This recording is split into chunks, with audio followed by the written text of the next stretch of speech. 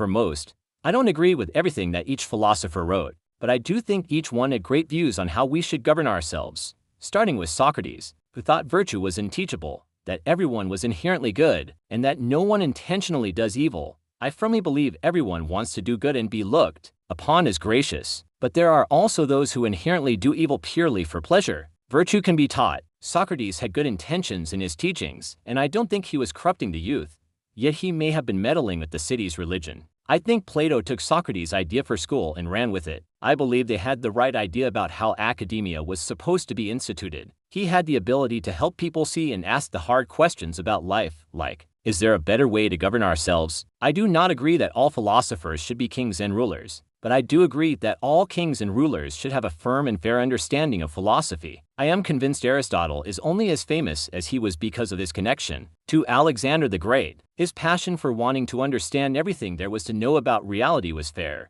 and commendable. I think he did a great job schooling younger generations on how to go about understanding the world logically, and it was critical for them to understand the subjects he was teaching, for society to evolve as a whole. Machiavelli was one of my favorites because of his work The Prince. He had a good point in that nice guys normally do finish last. Though he wasn't saying to be a corrupt, mean person. He was just telling us that if we want to be successful in life, we have to be willing to do what our enemies are willing to do to win. Machiavelli's goal wasn't to be anti-religious in his statement about Jesus, although he was using him as an example to demonstrate what ultimately happens to nice guys. I agree wholeheartedly with his quote, "We are ultimately the sum of what we achieve, not what we intend." By this, he meant that you won't be remembered by what you intend to do, but only by what you accomplish. In conclusion, let's finally talk about Nietzsche. While I agree with some of the things he had said, for the most part, I dismissed the majority. I think he had some serious mental health issues and a strong hatred of Christianity. Aside from an interesting view on the positive use of envy, I ascribe to the notion of him saying everyone who makes us envious should be seen as an indication of what we could one day become.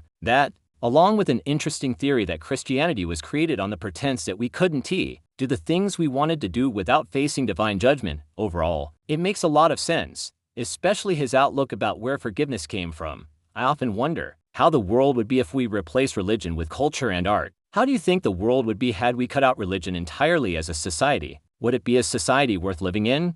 Or would it be a society full of morally compromised people? Ultimately, people need to be governed, or the world would fall into chaos. But how we are being governed should be just as important.